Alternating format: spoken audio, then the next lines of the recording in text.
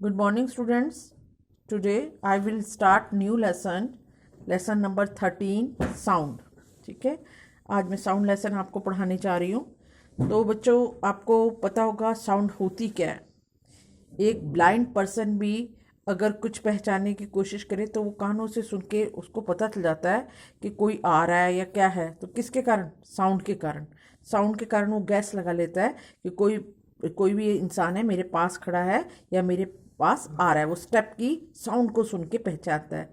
तो साउंड बहुत बड़ा रोल प्ले करती है हमारी ज़िंदगी में।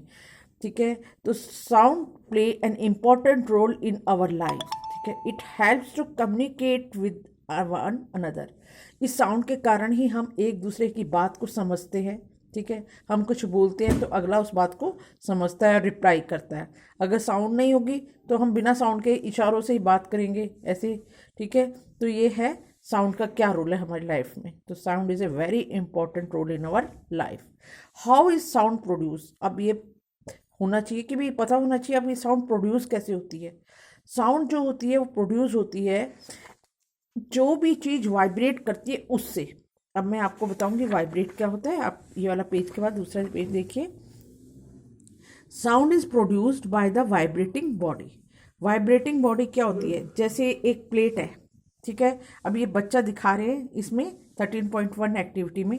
ये बच्चा स्टिक से इस पेन को मार रहा है। ठीक है, जैसे ही स्टिक से इसको पेन को मारेगा तो इसको आवाज़ आएगी।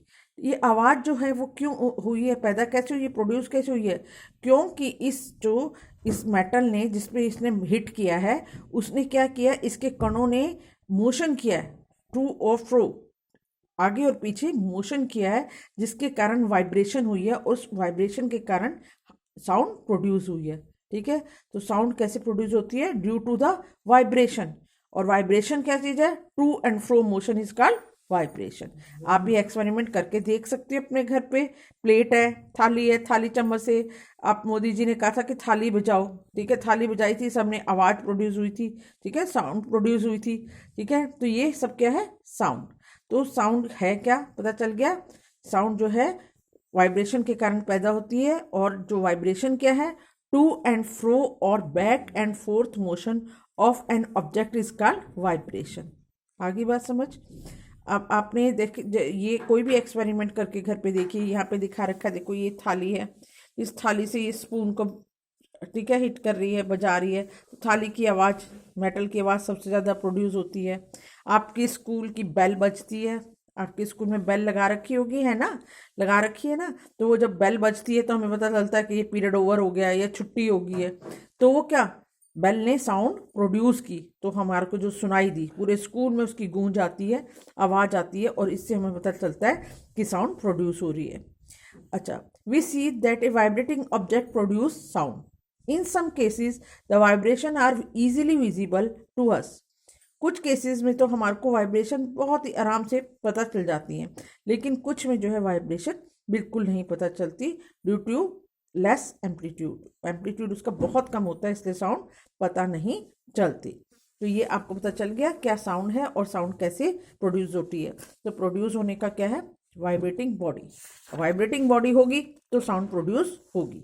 अगर वाइब्रेट मतलब वो अपनी जगह से टू फ्रो या हिलेगी नहीं, कंपित नहीं होगी, तो साउंड प्रोड्यूस नहीं होगी। ठीक है, अब है यहाँ पे ये आपका दूसरा नेक्स्ट टॉपिक है 13.2, sound produce by human. Human के अंदर साउंड किस तरह से प्रोड्यूस होती है। इंसान हम सब बोलते हैं, है ना, कोई तेज बोलता है, स्पीक लाउडली करता है, कुछ कोई चिल्लाता है, बच्चे की आवाज़ देखो कितनी तेज सुनाई देती है। वो सब किसके कारण है? साउंड के कारण है। In humans the sound is produced by the voice box और द लेरिंग्स। आपके गले में देखो, यहाँ पर वॉइस बॉक्स है, सबको दिखाई दे रहा है। ठीक है, देखिए ये गला है, गले में यहाँ पर ये देखो ठोडी है, ये आपकी है ना, यहाँ पर क्या है? वॉइस बॉक्स होता है। ये देखिए, ये इंसान है, ये इंसान के यहाँ गला है, यहाँ यहाँ पर होगा वॉइस बॉक्स। कहाँ पे होता है? अंदर की साइड, यहाँ पर वॉइस बॉक्स होता है। तो ये दिखा रखा है, ये देखो इसकी ये चिन्ह है, चिन्ह के यहाँ पे नीचे की जगह ये क्या है? वॉइस बॉक्स है। तो क्या है? In human the sound is produced by the voice box. और वॉइस बॉक्स को और क्या कहते हैं? लेरिंग्स। लेरिंग्स भी वॉइस बॉक्स को बोलते हैं। यहाँ पे देखिए सब बच्चे, this is the sound box, ये इंटरनल स्ट्रक्चर बता रखा है साउंड बॉक्स का, ये बाहर से मैं आपको दिखा रही हूँ। आदमियों में आपको ये कंठ सा दिखाई देता है ना, बड़ा वा सा, यही है वॉइस बॉक्स। ठीक है, अब ये है, आपने जैसे put your finger on the throat and find a hard pump. अगर आप अपने गले में हाथ डाल के देखोगे तो आपको यहाँ पे हार्ड तक से यहाँ पे उठे हुए से कुछ दिखाई देगा या महसूस होगा। This part of the body is known as the voice box. इस पार्ट को क्या बोलते हैं, अंदर से अगर उंगली डाल के आप देखें उठा हुआ सा भाग दिखाई देगा, इसको कहेंगे voice box. It is the upper end of the wind pipe. आपकी जो विंड पाइप होती है, श्वास नली होती है, श्वास नली का सबसे ऊपरी सिरा होता है वॉइस बॉक्स। ठीक है, आपकी सांस की नली यहाँ से नीचे से आती है, नीचे से आती है, तो यहाँ पे सबसे एंड का जो ये होता है, ये सिरा क्या है, वॉइस बॉक्स। ठीक है, द वॉइस, अच्छा, it is the upper end of the windpipe. ये विंड पाइप का सबसे ऊपरी सिरा होता है voice box. Two vocal cord are stretched across the voice box. दो वोकल कॉर्ड, ये देखिए, ये दिख रहे हैं आपको, दो वोकल कॉर्ड स्ट्रेच्ड। ठीक है, तो दो वोकल कॉर्ड जो होते हैं इसके दोनों ओर घिरे हुए होते हैं वॉइस बॉक्स के।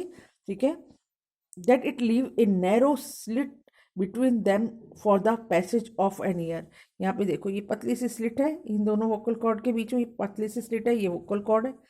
ठीक है, इसके बीच में ये हवा आने जाने के लिए ये पतली सी स्लिट होती है।